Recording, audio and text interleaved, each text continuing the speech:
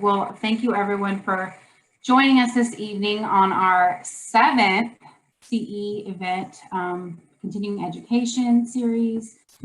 I'm Leah Perrick. I have Esther Curtis here and Judith Schlott, and we are the business development team for Sun Behavioral Delaware. And we are led by our fearless leader, Erin Willis, who is on here, who is the business development director. Tonight, we will focus on our restorative sleep and to kind of surround a conversation for the month being June is PTSD awareness. And so Jennifer Boileau is trained in the trauma-informed practices of accessible yin and vinyasa yoga, the psychophysiology of respiration, and is a certified IRS yoga, correct me if I'm wrong, Jen, Nidra instructor. You got it. Okay. Practices of resilience, Jen works with the responder, military, and veteran populations to address the continual stress and sleep disruption, pain management, and post-traumatic stress injury associated in the line of work. Jen teaches locally to the Newcastle County Police Department, where she leads up the Holistic Officer Wellness Program, which is made possible by a federal grant, and she teaches for other state and federal agencies like those. While you might find Jen teaching here in Delaware, she has clients virtually from around the world and has taught on location during a yoga retreat in Iceland. And then we have our wonderful Freddy Allen here, who is trained, specialized in instructional designer. He serves as a veteran outreach specialist and homeless vet outreach coordinator at the VA Vet Center in Newark, Delaware. Prior to his current role, Freddy has worked as a VA peer support specialist and has both bachelor's and master's degree from Ashford University with a focus on educational and instructional technology. And when we were looking for a speaker on the topic of veterans and PTSD, Freddy connected Sun with Jennifer and will provide a testimony about how her practices have helped him. So I will pass the baton to you two. Oh, also super quick, I'm sorry. Following this presentation, Esther will share the link for the survey for everyone, all of our participants, to be able to take that survey and earn your credit. Perfect. Now. Hi, everybody. Hey, how is everyone? So as Leah mentioned, I'm Freddy, and I can't sleep sometimes. Go figure. I'm an Army veteran, experienced a trauma, and as a result of it, there's some things associated with, that experience versus sleep versus who I am today. But it doesn't mean I'm broken, but just a beautiful mosaic, as those around me would say. And one of the things I want to touch on right now in this moment is sleep. And I don't know who has cameras on or the ability to chime in via microphone, but show of hands, who would say, even within the course of the last 7 days, there's been a challenge getting to sleep? Yeah. And we're teaching it. Yeah, I know. And us too. Yeah. So I appreciate that feedback. And one of the things I wanted to do is touch on some of the things that get in the way. Sometimes I'm in the way. And I mean that by saying that there are some contributors throughout the course of my day that sometimes really point directly at me, as I'm simply sometimes just not observant of what's showing up for me externally. One of the things is caffeine. Any coffee drinkers in the room? Yeah.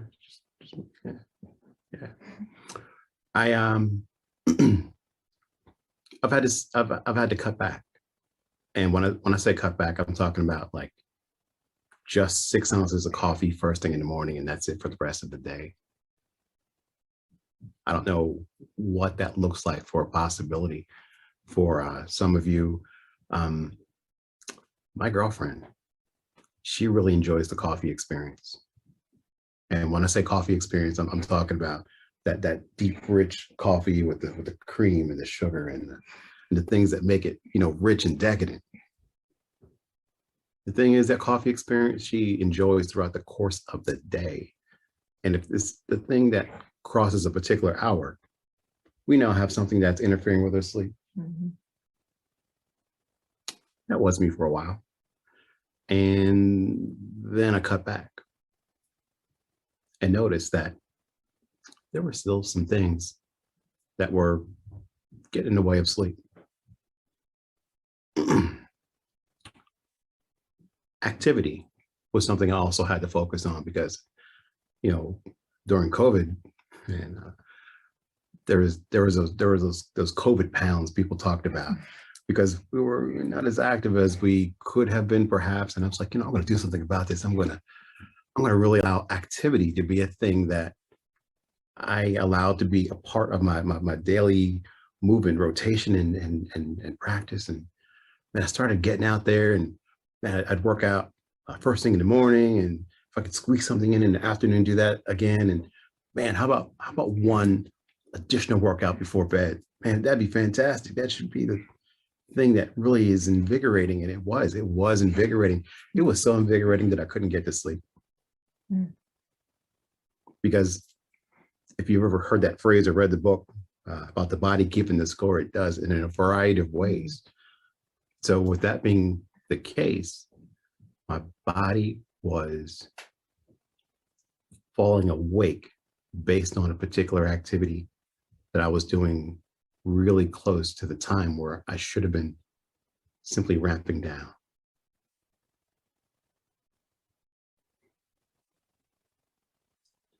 We can do a host of things or be involved in a host of things that are most certainly contributors to great sleep and most certainly detractors to fantastic sleep. And identifying some of these things, both external and internal, and they're so key.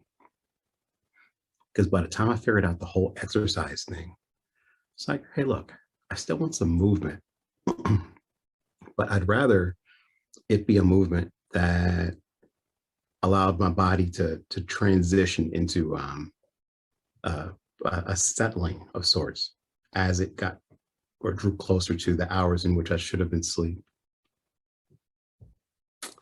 That's when some friends asked me about a practice that I became wildly curious about, and that being adaptive Tai Chi. I was like, hey, you know what? Typically, I would have used Tai Chi to, become awake and aware, and because it's one of my meditative practices. And for those of you who have not explored some mindfulness practice, yoga is an amazing mindfulness practice. There's an amazing sitting, meditation practice of mindfulness, and there's Tai Chi, which is another phenomenal practice. I was like, you know what? Me doing a standing form was really awakening, really invigorating sometimes. I'm like, is there something I can do? So I tracked down a facilitator of an adaptive practice, and I began practicing at night an adaptive form of Tai Chi, and it was relaxing, it was settling. It was almost doing the trick, almost. Because remember, this is PTSD awareness month. Mm-hmm. There were some things that I couldn't get away from. Those were thoughts and sensations. It's hard to get away from that. And as it relates to sensation, most times, depending on what I was experiencing, I wanted to get just everything off me. It's like, you know what, tired of clothes, tired of, feeling things, just wanted to alleviate as much as I could. Soft sheets, soft shirt, anything that felt good, because I didn't want to feel. But I also didn't want to hear, because as we sit in the space of even this silence,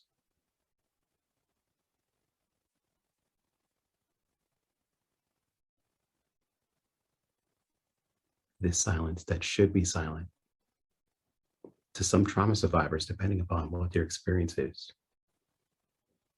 Tinnitus, or ringing in the ears, is something that simply will not cease. So that's when I started a path down some further investigation into things that could not necessarily combat it, but address it in a way that was kind to myself. And that's when I came in contact with sound healing, different types of ways in which vibration could contribute to me finding that ability to coast down into a deep and restorative sleep. One of the things I also looked at was my own meditation practice and wanting to do things that were in line with it. We talked about external contributors and caffeine, things we take in, activity, and, most certainly, just the things that show up along with us that are in our own heads. Use the meditation practice to address the thoughts. Cut back on caffeine, change the type of activity. I also wanted to know that, well, the thing that I wanted to investigate as far as sound was going to be something that calmed the brain, calmed my mind, as opposed to waking it up. That's when I discovered Jen's practice. And it was something that I happened upon while out floating in a float room at First State Floats. And it was something that I felt not just in my ears, but in my very person. And I didn't understand what was going on initially. I won't say it was scary at first. It was something that like washed over me, like sitting in the sun and hearing ocean waves, or having that cool breeze faint over you. And I'm like, I want to experience that again and again and again and again. And how is this happening with sound? So I began to investigate and read some more about it, watch some more of the videos. And I've never been one to simply talk about something as it relates to things that are healing and restorative. I've always been one to have this be something I want to share.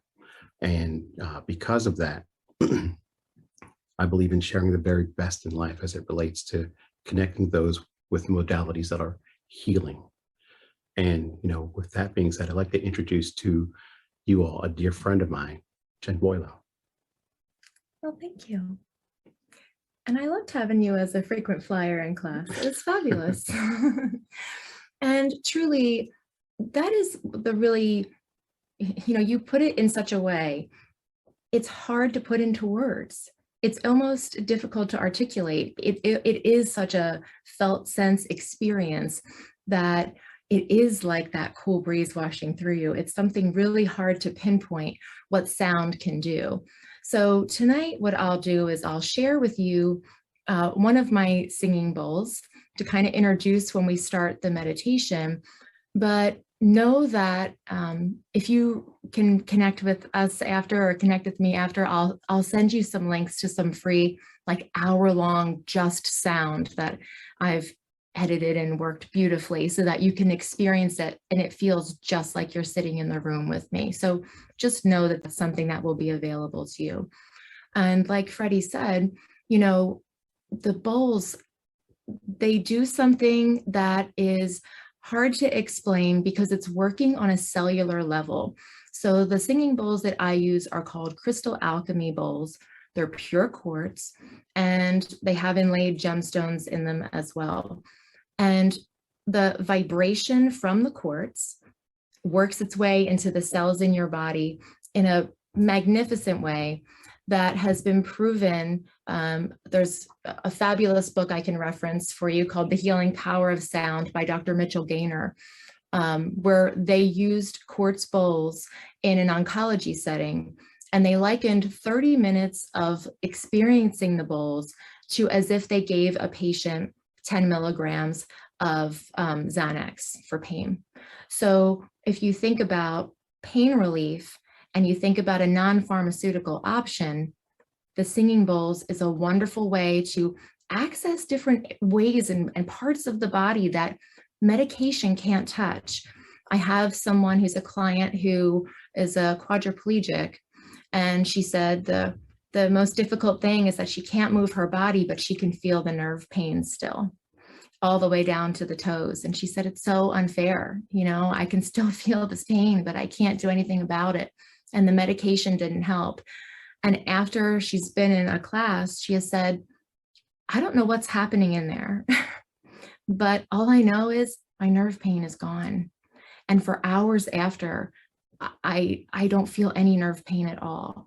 So just know that this is a wonderful non-pharmaceutical modality that you can connect with to not only help ease you into sleep, but also to help relieve pain if there's physical discomfort, or even if it's something that's an emotional discomfort as well. So I will introduce you to that sound as we begin the meditations tonight, but I want to tell you about a different modality, also another non-pharmaceutical option for you, that's called iRest, or Integrative Restoration Meditation. And it's a particular type of meditation that is meant to support the symptoms of PTSD, anxiety, stress, and sleep disruption.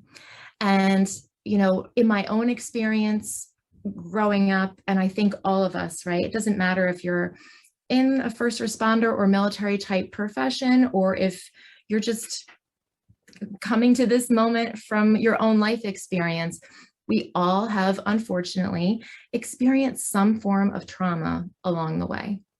And like you referenced, one of my favorite books ever, The Body Keeps the Score. Your body remembers, because, you know, when we store memories, I wasn't going to talk about this brain stuff, but now I think I need to talk about the brain stuff because it kind of makes sense. When we store memories, I'll give you the nutshell here. It goes into your hippocampus, which is a particular area of the brain. I think of it like a filing cabinet, and it timestamps your memories for you. It tells you when something happened. It updates your memories. So say somebody didn't come and meet you for dinner and you're a little aggravated, but then later you found out that they had car trouble and you're like, oh, no problem. You know, but at first you were kind of like, really? Really? So when your memories get stored in your hippocampus, like in a nice, pleasant, calm environment, they get put in the nice filing cabinet and you can access them when you want to. No big deal, right? You remember when it happened, you remember what went on. But when you have a trauma memory, it doesn't get stored that way, because your hippocampus has to, like, think of it as like unplugging, right? And your amygdala, your alarm center, comes alive and says, oh, I'll take this one. Like, no problem. This one's pretty good. This is a pretty good, okay, this is a pretty crazy situation. You know what, I'm going to handle this instead. So I'm not going to timestamp it because I don't have a filing cabinet. And I really am not going to update it and remind you that you're fine and that you made it through whatever the experience was. We're just going to forget all that. We're just going to store it in your cells. And then we're just going to bring it up whenever we feel like it. Sounds terrible. And that's exactly what happens when you experience something traumatic. It stays in your body. That's why when you have something that might be a reminder of an unfortunate situation you've been in, a trauma that has, you've experienced, it comes back as a somatic felt sense, and it feels like you're experiencing it right now, right? Because there's no timestamp. The body does not remember. It needs to be in that happy little filing cabinet in the hippocampus, but that's not where it got put. So the body remembers in a much different way. It's much more visceral. Suddenly everything starts to change. You know, your breathing starts to change. Your heart rate starts to get a lot faster. You might feel like things are happening to you that you can't, you know, control what's happening within the body. And that is a really off-putting feeling. I've experienced that with my own trauma that I've had in my life from when I was very, very young. It was hard to learn how to cope with that growing up. And it's like, what can I do to move myself through that so I don't feel like everything's happening to me? Because chances are when you're re-experiencing a trauma, you're not in like a comfortable place. You might be in the middle of a grocery store and see someone that reminds you of a terrible thing that happened, and like, boom, your amygdala takes over. Hey, remember this? And then suddenly you get all those felt senses back. You have to be able to have some skills from within, right? That remind you, wait a minute, I got this, right? I can breathe my way through this. I can take an aspect of iRest meditation that I'll share with you tonight, whether it's feeling into the breathing of the body, connecting with your senses, or really getting out of the thinking mind and dropping down into the felt senses in the body, because that is what we miss the most in our everyday lives, right? We're super busy. We're just like, go, go, go, go, go. And there's no time to actually feel into something. And quite frankly, like you mentioned, maybe you don't want to, because it's a really difficult thing to experience. So when you're able to learn to trust yourself, that's a big one. When you learn to trust yourself, especially in this practice, you realize, you know what, I can lean into something that is uncomfortable. I can kind of like step a foot into that ring of fire. It might feel like this ring of fire. And if it gets too hot, I know that I have enough awareness that I can just pull back and lean into something that we call your inner resource in iRest. So iRest is a 10-step protocol developed at Walter Reed by a clinical psychologist, Dr. Richard Miller. He's my direct teacher and has been for several years now. Wonderful human being. This is meant for all of us. I've done this practice with little kids. I do it with kindergartners, and I do it with the police. One time I had the kindergartners at night, and then I was in the academy the next morning, and I was like, it's kind of the same. Really is. It's kind of the same. Really? I just changed my languaging a little bit, but it's kind of the same. We all can respond to this. So tonight, that's going to be our biggest focus, is the breath sensing, the body sensing, and connecting with something that we'll call your inner resource. Now, something that's important to know is that at night, you know, maybe we want that 7-8 hours of sleep, but maybe you're like, you're right, that's not happening, right? So what can we do to wake up and actually feel rested? Every day, like 4 to 12 times, your cerebral spinal fluid in the brain is getting replenished.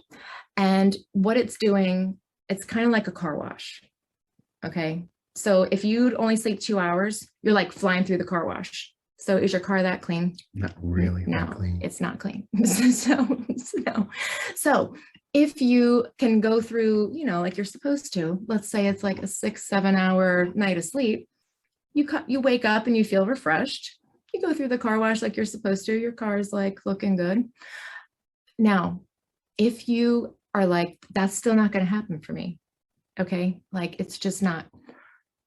In research, what they have found is that if you are practicing iRest, maybe 20 minutes, I'd say 15-20 minutes was like the span, but just a few times a week, that gives you the same brain rest as if you slept a full night.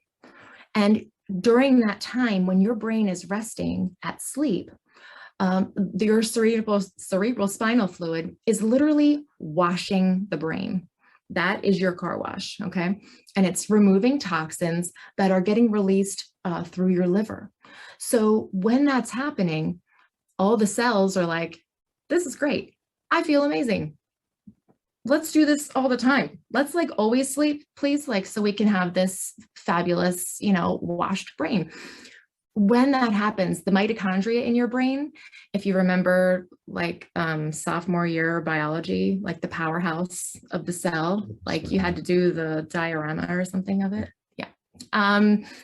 Your mitochondria is like responsible for energy. And suddenly you wake up and you're like, I feel amazing. Yeah, this is amazing. So it's something that happens that's obviously very subtle. We don't feel anything happening in the brain, but it's something really, really important to the state of your well-being. If you're waking up and you feel crummy and you're not getting enough sleep, chances are your coworkers really wish you got some sleep. Maybe the person you live with really wishes you got some sleep. And your fine motor skills are going to be kind of junky. Your driving is going to be a mess because reaction time is not going to be there. And if you are a first responder or in the military and you need to be, observing, deciding, taking action and being able to be decisive and on it and ready to go, that's not a good combination. So if you're able to get what replicates that brain rest through something like iRest, that's a good situation.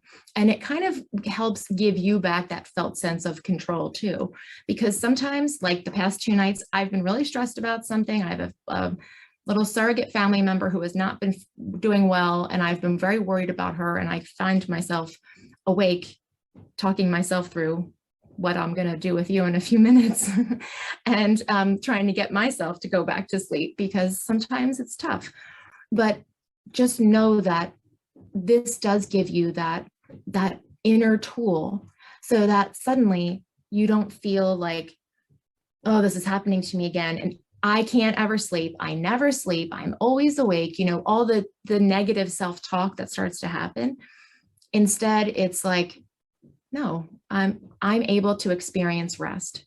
I am rested. I am restful. Even if you don't feel it in the moment, shifting the way you're talking to yourself, it sets yourself up it takes you away from being fused with, I'm always angry. I'm always awake. I'm always feeling like junk in the morning.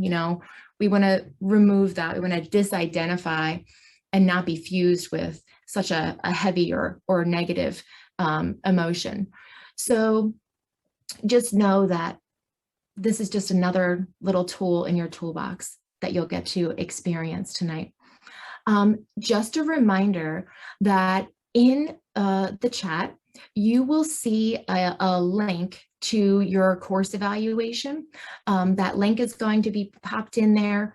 And just know that to receive your certificate of completion, you just need to fill out that little link. So when we start the meditation, if you end up like conking out, just when you wake up, remember that it's in the chat, right? Okay. This is good. Okay, perfect. I see it there now. Perfect. So I'm going to give you a little peek at one of the singing bowls here, just so you can have an idea. Again, I have a lot of these, and Freddy knows very well that I have a lot of these. And a lot of times I will, like when I'm doing an event, I know, right? It's kind of big. Watch out. When I have, do an event, I do have a lot of big, bowls out around me. And like I said, if you reach out, I'll send you some links to some free music. But the sound is just a gentle kind of tone like this. I'm not sure how well it'll come across on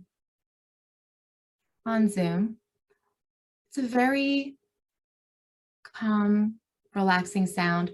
Something that's interesting is my aunt years ago was in intensive care. She had had a stroke and she unfortunately was unable to communicate. And I took all of my bowls to the hospital and we took all those trays and tucked them over her in the bed. And I played all the bowls over her. And her doctor actually came into the room and said, like, what's happening? My light just turned out. She knows I'm talking about her. I love that. Or burned out. But one of the two. But they came in because her vital signs were changing, and in a good way. And they were like, what's happening? Because they weren't really getting much from her at all. And unfortunately, she passed away. But while I was there, it was like everything was just lighting up. And my youngest daughter said, you know, Mom, she didn't have language anymore, but you found a way to communicate with her. You found a way to connect with her through sound. And of course, then we were all bawling. But it's just a beautiful way to connect. And when you're in person or when you are listening with headphones later, if you experience those links I'll share with you, notice how it feels when you start to receive that sound. You know, it goes where it needs to in your body. You might feel it in different areas of the body. You might feel something like moving within. It's very interesting. And it's something that is difficult to articulate with words. Can be. But it's a really beautiful experiential kind of practice. So as we get started with the meditation, you know, feel free to get as comfortable as you like. If your camera's on and you'd prefer to turn it off, you're welcome to turn off your camera. You know, it's up to you. And you might want to just let yourself be cozy. You know, notice if you want like a blanket or something else to be comfortable.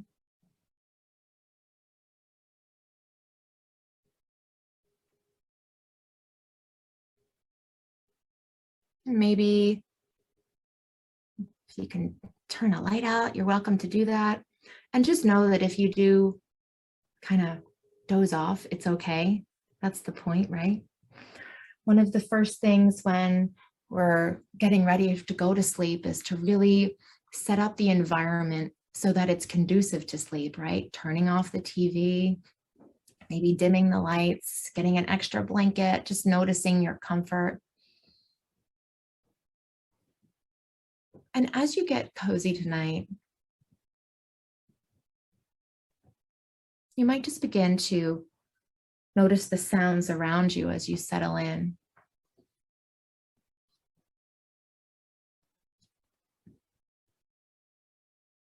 And sleep is important. We really need that time to rest and heal each night.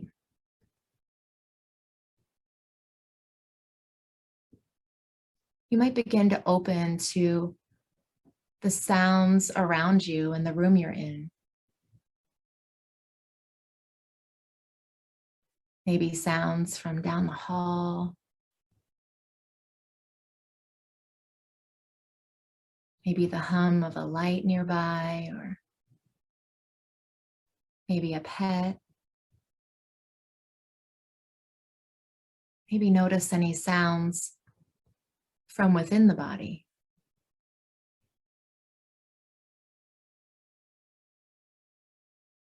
And know that as we move through this meditation, if you find that it's difficult to connect with a felt sense or connect with a thought or a memory, that's okay. There is no wrong way to experience this meditation this evening. Just allow yourself maybe to notice the sensation of the breath as it passes through the nostrils. Maybe just noticing if there's a warmth or a coolness to the air.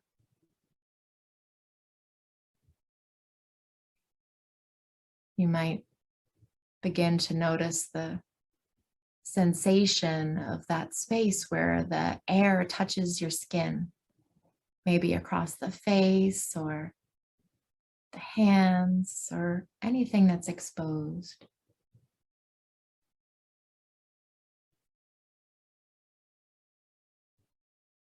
You might notice the places where You can feel the sensation of fabric against your skin from your clothing.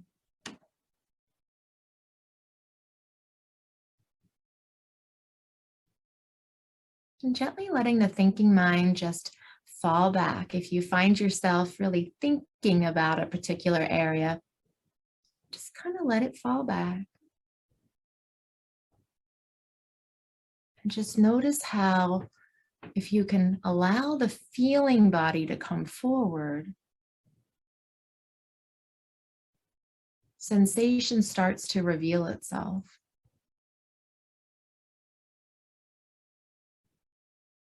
Noticing the sound of my voice, feeling yourself open and receptive. Notice how the sounds just work their way to you, how there's no striving here. You don't have to try. The sounds just make their way to you.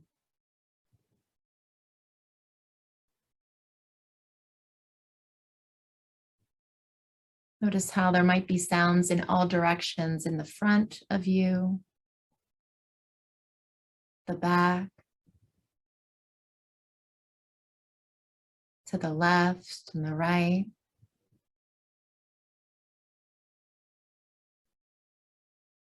Maybe sounds from above or below.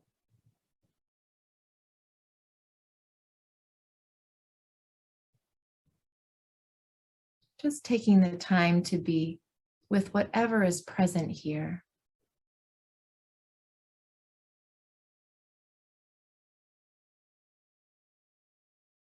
You might begin to notice the body just breathing itself without any effort. And not trying to change the breath at all, just maybe noticing for the first time today the sensation of the breath. Maybe how when the breath comes in, there's this gentle expansion, this filling up, and a gentle contraction as the breath leaves the body. Just noticing how this might be the first time today that you've really felt how the breath moves through your body.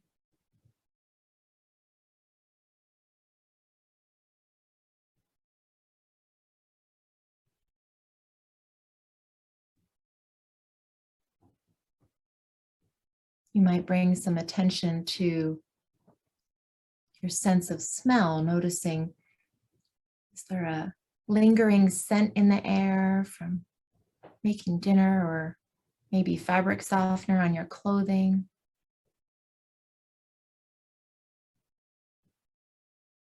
Notice the sensation of your body from whatever is supporting you.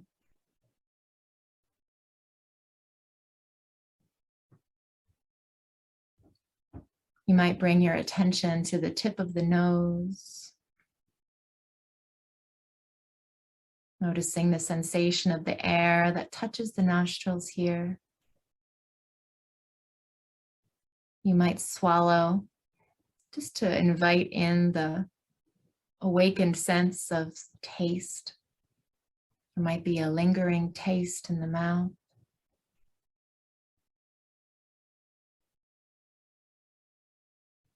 Shifting attention to the eyes, this softening, relaxing sensation, letting go around the eyes,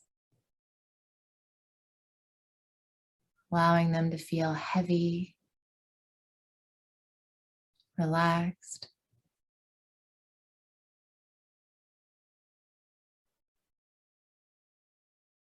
The body continuing to breathe all on its own. Experiencing these sensations of being alive This feeling of right here, right now.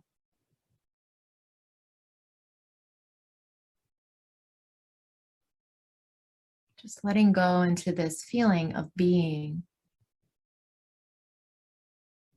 Allowing that thinking mind to fall back. All the busyness of the day can be put aside. At ease in the body and mind. And you might just ask yourself, what is your intention for the practice right now? What do you need the most?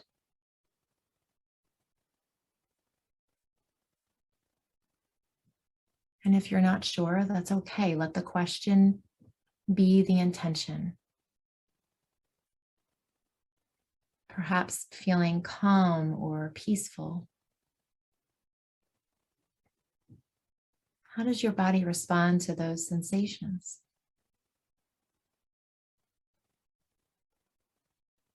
And you might take a moment to have a day's review, taking a moment to recall different situations from your day.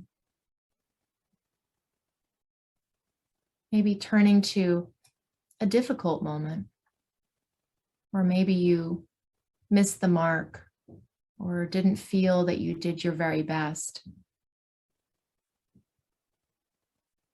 How would it feel if you did hit the mark?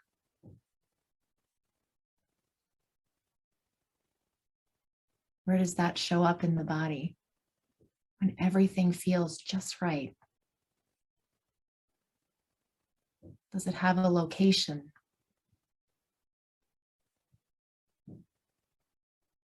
Does it have a feeling?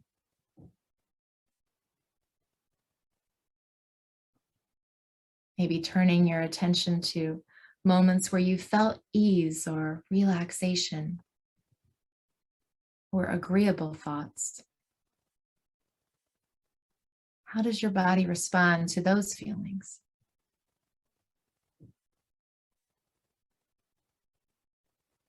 Notice what memories might be arising and notice what sensations are arising.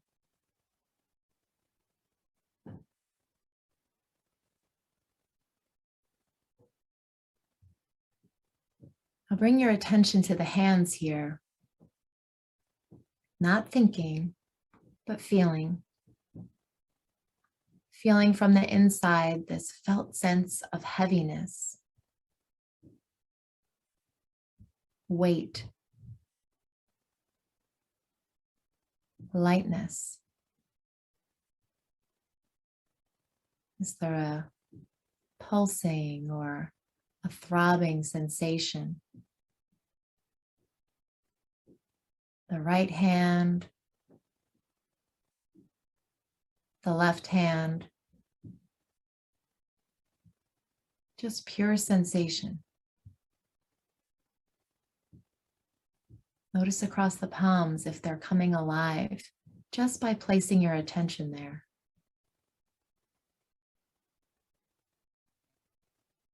Noticing the hands, one and then the other, and then both all at once.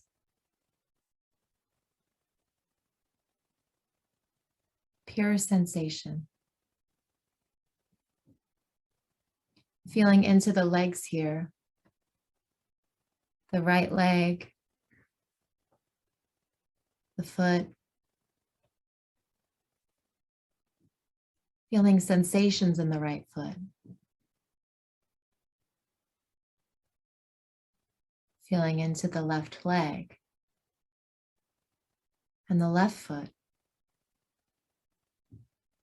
The sensation of heavy, relaxed.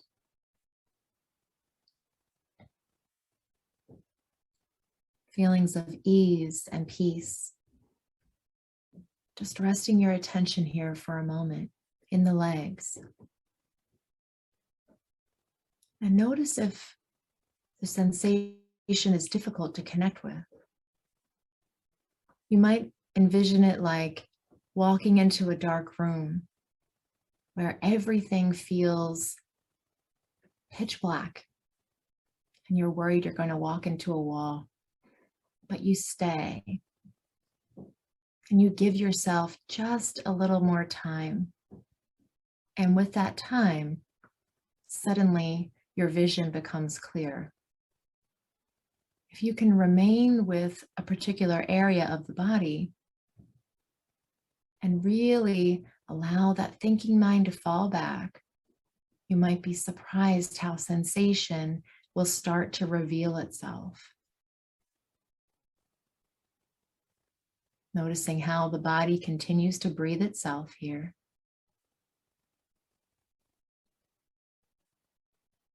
You might wonder where you feel the breath the most. Is it in the front side of the body or the back? Is it the belly?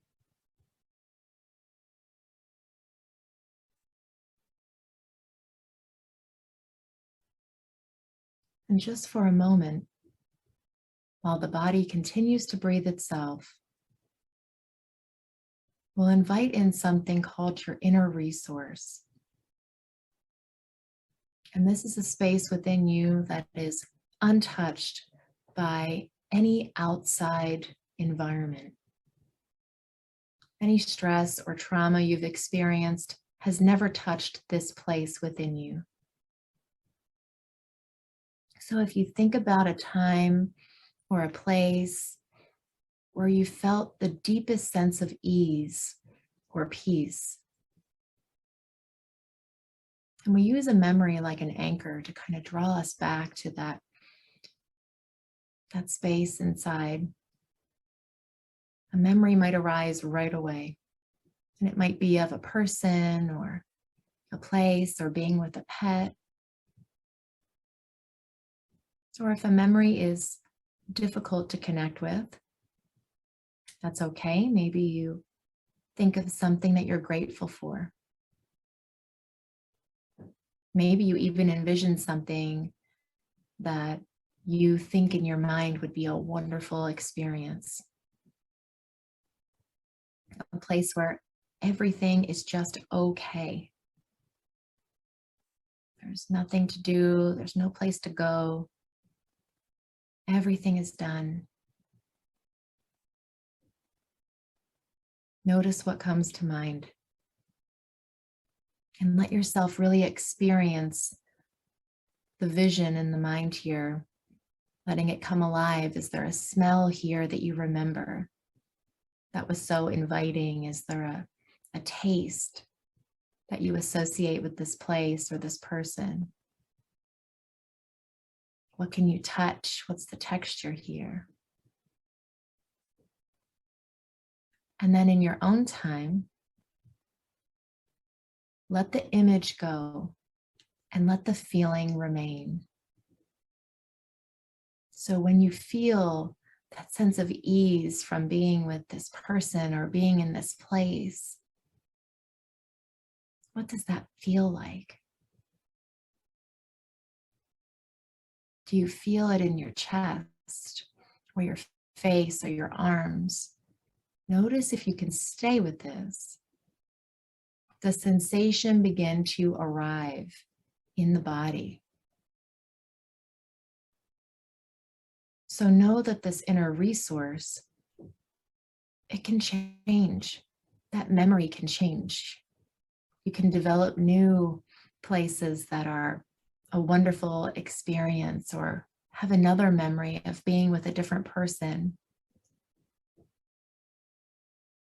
It's not the memory, that's the inner resource. It's that felt sense of ease that is always there, just untouched by outside circumstances.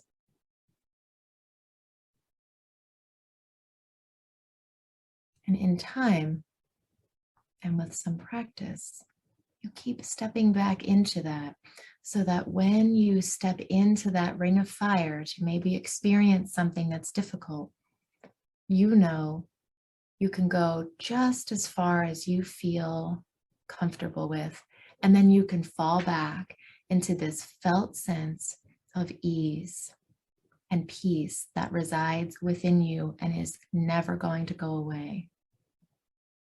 even if it feels hard to access sometimes. We know it's there.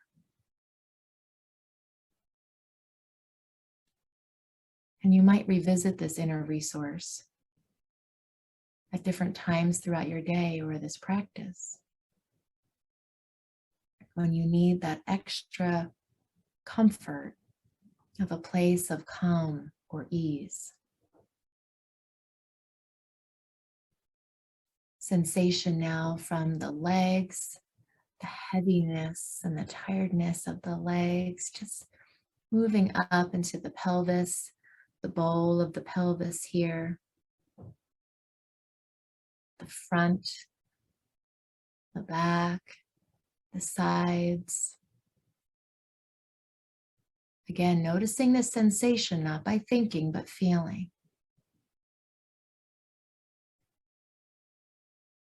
Sensation in the pelvis, rising up into the belly. Noticing any sensation that's present here.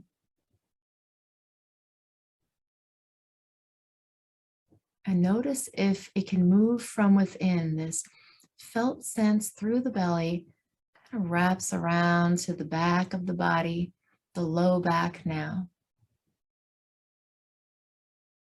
Alive with feeling. And that felt sense begins to travel up the back of the body, all the way up to the shoulders.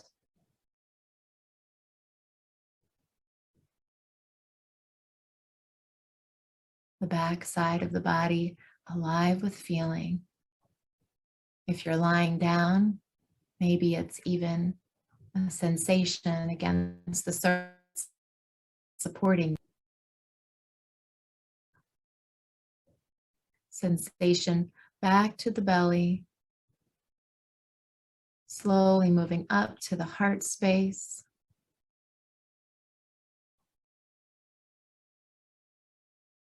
Expanding across the chest, any sensation that's coming alive here.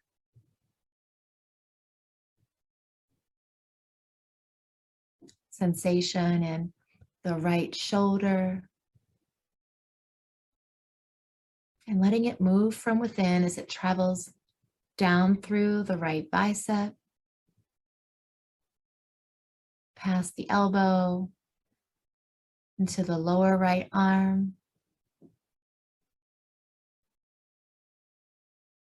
extending down into the hands,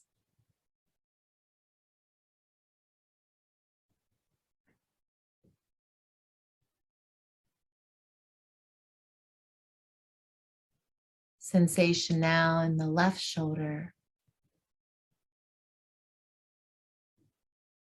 And slowly, in your own time, that sensation will move through the bicep,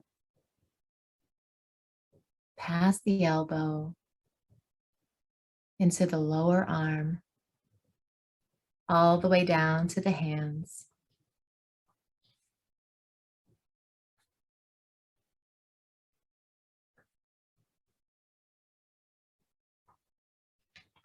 Both the right arm and the left arm, heavy and relaxed here.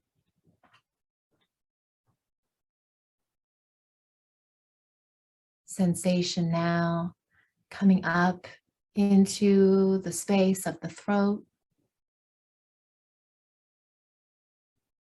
Noticing any sensation here within the throat. You might even swallow to help that sensation arrive.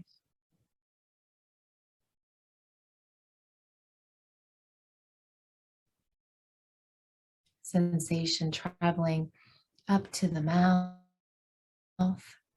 Sensation in the teeth and the gums.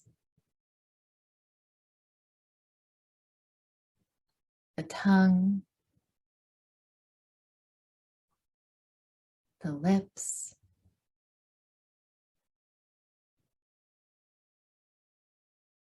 Noticing how sensation is arriving or maybe not. And if not, just notice the breath. Remembering how the body just breathes itself with no effort here, no striving.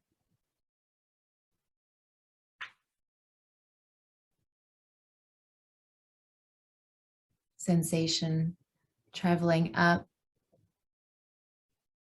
to the right cheek, the left cheek. This felt sense around both of the eyes. Noticing the eyes themselves. So sensation in the eyelids. Even a softening in the jaw. This gentle letting go.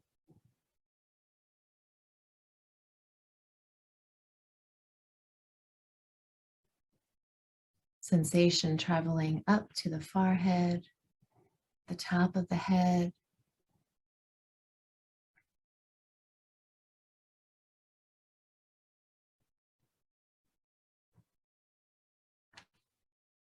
And feeling the weight of the body here. The ease within the body here.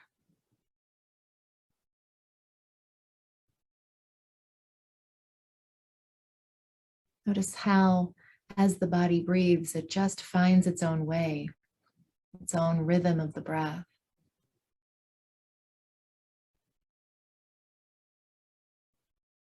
Opening now to this ease in resting. Enjoying this restful relaxation here and now.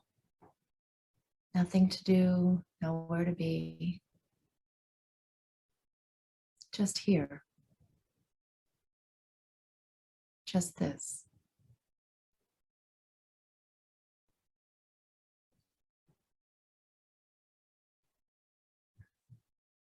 The body and mind deeply resting here, ready to drop into deep restfulness, and trusting this body to find its way into sleep, into deep rest, as you are ready. This yoga nidra is complete. Rest well.